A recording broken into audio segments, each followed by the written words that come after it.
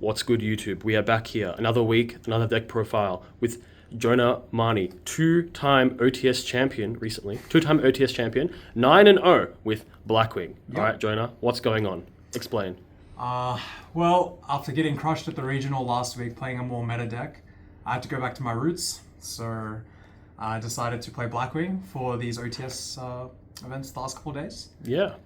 And basically the theory behind the deck is you try to win your dice roll and turbo out Caliuga, which is essentially a turn skip. Very villainous card. Yes. Very, very villainous. Yes, not good. And the reason behind it is more like the other Blackwing variants kind of suck at the moment because they die hard to shifter and draw, so you can't really play like the more like Lebellion versions or whatever. Yeah. So just the fact that you can Caliuga under shifter and draw is the reason why I decided to play this deck. So I prayed I would win the dice roll, and then I'd be able to Caliuga game 1 and 3. Yeah.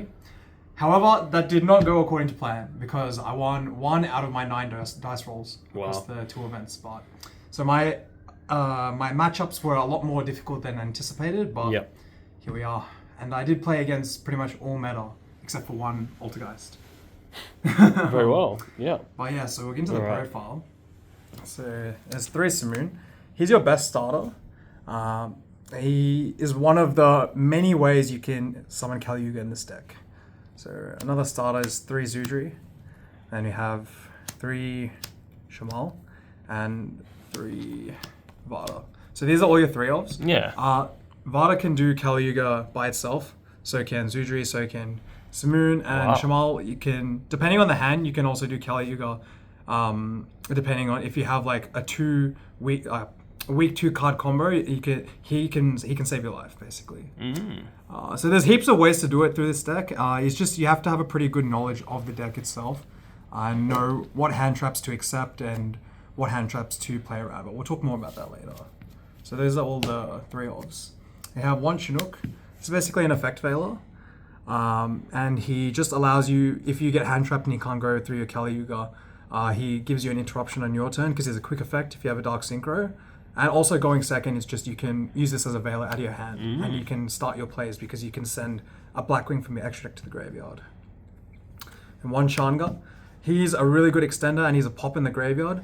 All he needs is a monster with 2,000 or more attack on the field. So going second, he's also very good. He's a huge part of the reason why I was able to win against my Snake Eye Ops, even though I kept losing the roll.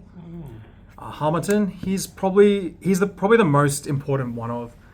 He's the reason why you're allowed to Caliuga under cards like Droll.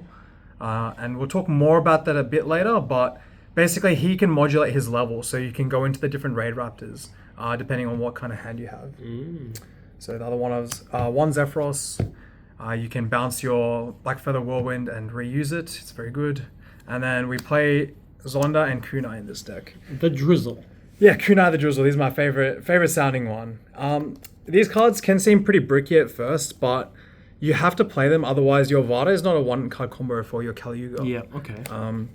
And in this deck, we will talk a bit more later. We do play Solace Carry. Okay. So we do have ways to actually use, like, say if we draw this, or even if you draw this, there are times you can use this as an extender and you can Caliuga. But like I said, this deck requires like a pretty good knowledge of the cards. It's not as autopilot as some of my opponents may have thought. It does actually require a bit of thought. So then we have 2 Black Whirlwinds and 1 Black Feather Whirlwind. This gets placed from the deck with Shamal. It's okay to hard draw. 2 Black Whirlwind because, I don't think 3 is very necessary. And you don't want to just play 1 because it's just, it can be the best and it can be the worst cards. So 2 is just fine because you can place it with Simoon. And then the 2 rank ups. So this one is the one that gets you into Caliuga, and this is the one that helps you bridge. This card saved my life this weekend because I got debarriered 2 or 3 times and I was able to OTK my opponent just because I was able to go through an XYZ line instead of going through Synchro. So going second, a lot of the time I just kept this one in and took this one out, and it saved me from debarrier. Then we have 3 Small World for consistency. Yep, disgusting card, but and Pross, and then 2 Swallows Carry. So the reason behind this card is because obviously Prosperity is limited now, so we have less consistency. But also with the new Muchami, which is a level 4 Yeah, wing he's beast. a wing beast. Going first, you can actually get your makes starter sense. with this. Yeah, So, that makes sense. and it also helps you dodge hand traps and shit. So it's actually, yeah, this card's it was really, really good for me. Very nice. Cool. Then yeah, the 3/4 Aros, didn't need to say anything. It's broken, and you can use it with the crowd. Oh, it's a wing beast. Pretty cool. 1 Radiant, just because it can bridge through Small World. And this card actually saved me against Salamangreat. Game 3. Unironically, Salamangreat was probably the hardest matchup I had through all the OTSs. And me drawing this as my 6th card meant it turned off all his traps. Yeah. Just like all times. Yeah, just like all times. And here's my savior. 3 Ash. Don't have to say anything. Block the chummies. And probably the best... The best non-engine in the deck. Yeah, one of the Impulse. reasons why you're playing a dark deck, right? Yeah, this allowed me to solo so many of my opponents. So many Snake Eye opponents. Hollow Azamina, activate this. Or OSS, activate this. GG. Yeah. Your talents, everything dead. I felt the pain of it too, but yeah, that card is broken. Yeah. And I decided to play 1 Mag and 1 Druiswim in the main. While these cards aren't the strongest at the moment, they can help you combo in those weird hands, like I said before, where you can have and probably helps in the small world too, right? Yeah, it helps you bridge with Small World as well, for Yeah. sure. Hands with this, you can still make like a synchro. You can still go into like your Chaos Angel or whatever. So there's a lot of times where like these are quite good, and but a lot of the time I just use it for bridging for Small World. Yeah. Then I played 1 main deck Imperm because I don't think it's the best card at the moment. And the hand traps that you do play, you would prefer to be monsters more for your Small World. But you play 1 because we play Cross Out in the side deck as well. And then just 1 Call by the Grave. So the extra deck, here we have the Blackwings, Barrier Storm, Nothong, Blackwing Dragon, Soul Dragon, Full Armor Master. This guy helps you set up for making your Kali Yuga or whatever kind of plays you need to do. The Blackwing Dragon just gets summoned off Vada. This guy was probably MVP extra deck card of the weekend. My opponents didn't really read cool. him properly, the fact that he's unaffected and the wedge counter effect. Like, this guy solo won me a game against a Snake Eye opponent who was not too familiar with the cards. He tried to SP banish this with IP, and then he just got destroyed.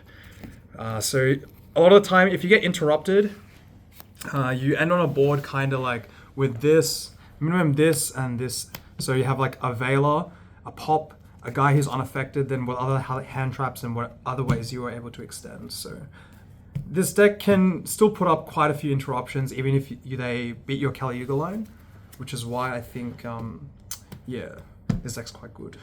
Then 1 Berserker. Originally this was SP, but I felt the need for the extra level 8 synchro other than Blackwing Dragon. Yeah. I had a lot of weird situations where I was like, I just had level 10 synchros in my deck, and I need another 8, and this guy's really good, and he helps you kill. And 1 Dispatter, 1 Chaos Angel. These cards are very good. I don't need to say anything. Then 1 Wise Strix, 1 Raiders Knight, 1 Brave Strix, 1 Arsenal Falcon, 1 Ultimate Falcon. Oh yeah. Then the Kali Yuga and the Darkness Metal. These Yeah. it's very costly for your extra deck, but it's so worth it. Kali Yuga is just stupid. The stupid turn skip ability. Even this Ultimate Falcon, after you actually resolve his effect, that's why you play it, so that your opponent can no longer respond. So if they want to Nibiru, they have to do it on the summon of this. Yeah. And a lot of the times after they've Nibiru'd, then you can go up into this guy. Yeah.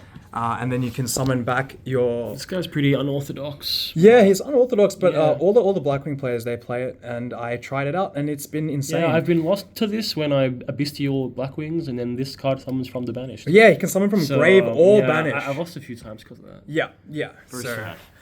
yeah, those guys are pretty good. And then the side deck, this is more of a meme, but 3 Cross Out. Okay, yeah. Again, deck knowledge, knowing when to use this card, when to not. There were a lot of times where I got Ash Blossomed or Drolled or Dominus Impulse on my turn 1, and I chose not to use this card because I chose to save it for later. Because, example, round 1, my opponent, he Dominus Impulsed me during my turn and Ashed me, and I was still able to get through my Kali Yuga line. Yeah. Then on his turn, he went to Dominus Impulse my rank up, and then I crossed out of the Impulse there. Yeah. And then it was game over. Yeah. Fair enough. So you have to be able to use the card properly. It's not that ignorant. Then was one of the targets, one Perulia. I had 3 for the first OTS, but my friend wanted his cards back, so I only had 1. But I drew him when I needed him in my last round, so that's good. 1 Nib, 1 Droll.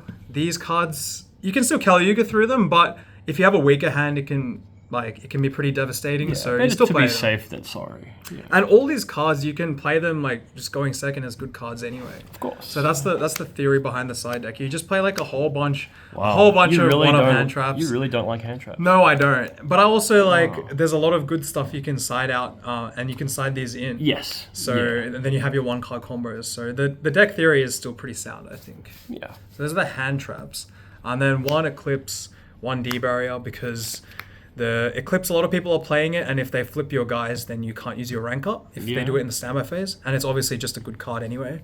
D barrier, same thing. It's good to draw, it's good to cross out, and that's the same theory for the Cosmic Cyclone. Because if they Cosmic your rank up in the standby, then you can't get to your Kalyuga. So we play 2 Cosmic and Duster.